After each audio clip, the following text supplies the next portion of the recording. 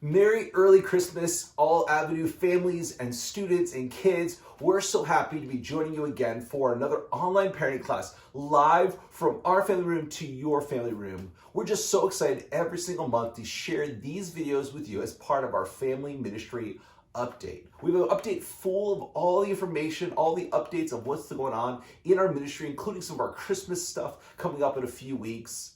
But we also try to add to these videos something special just for moms and dads. We have some downloadable resources that we add on every single month, and then we create this video just for you as parents. We're so happy that you join us. This week, this month, we're so excited to talk to you about this idea of legacy, this idea of leaving behind faith. Christmas time is a time for us to pass down traditions, pass down things about our family.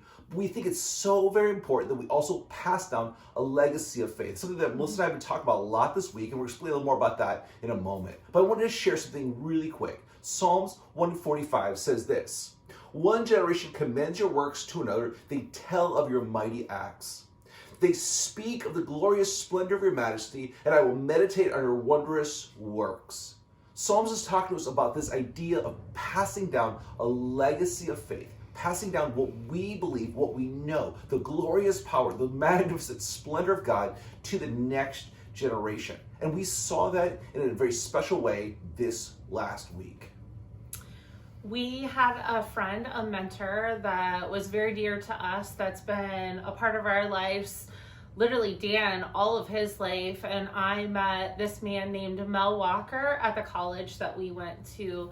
He has played a very significant role in our life in the last 20 some years of marriage and ministry. And this week he passed away, and we had the opportunity to watch the celebration of life service for him. And what we loved about the celebration of life is to hear all of his friends talk about his legacy of faith, his legacy of ministry. What was most special to us was the conversations that we get to hear from his kids and also his grandkids. Mel has 3 children, 3 grown children that have all gone on to full-time ministry. And as people shared and talked about that, they talked about the legacy left behind, not just for us as in ministry, not just his friendships, but the legacy he left behind for his family. Even seeing his oldest granddaughter stand up and share about her call to ministry and what she was going to live out her life and her faith based on what she saw from her grandfather. But what was also very special was a legacy of love that he shared with his wife, Peggy, in their marriage as mom and dad, but also husband and wife. So as we thought about this whole idea of legacy, Dan and I, even before we found out that our friend Mel had passed away, we decided that we were going to start a new tradition this year with our kids. We have lots of traditions. When they were little, we did Elf on the Shelf. We've done other things as traditions. But this year, with our kids getting older, Jenna being a senior and Caleb being an 8th grader, we decided that we wanted to do something spiritual as a tradition for this year.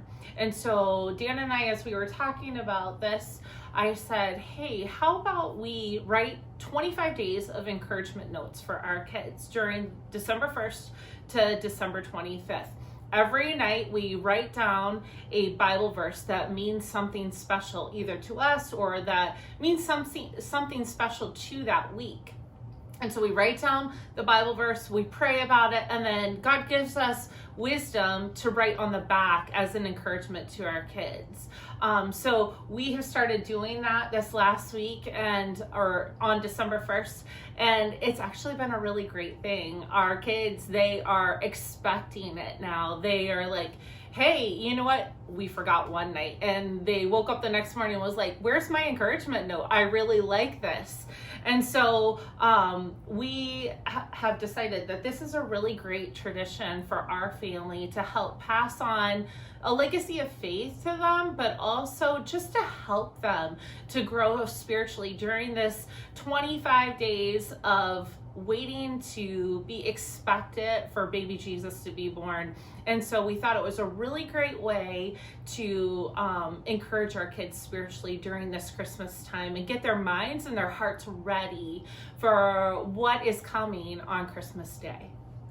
And what we want is we want to offer you an opportunity to do the same. It doesn't have to be encouragement notes, but create an opportunity right now. As you head into 2022, there's been a long year or two that we've all had as families, as parents. Start thinking about how you can pass down more than just tradition, more than just celebrations, more than just what your parents have done, but think about how you can pass down a legacy of faith. The Bible talks to us about not just one generation, but multiple generations. That we have the opportunity not just to pass down faith to our kids, but to our kids' kids. The things that we do right now have the opportunity to pass on a legacy of faith, and that we can go on and serve God. What I love about Mel Walker is that he passed down his legacy of faith to us in ministry, but also in our marriage, but also in our family. In our kids, we sat down and processed his passing.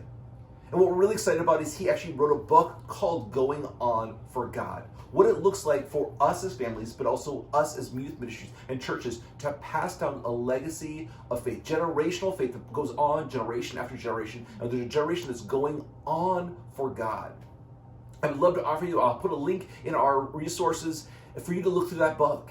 We are so happy to be a part of your lives. As always, we are here to talk, to email, to pray with you, whatever we can do to help you as you head into the Christmas season, as you head into this brand new year. Thank you so much for tuning in. We will see you live and in person on Sunday morning and for our Christmas Eve services.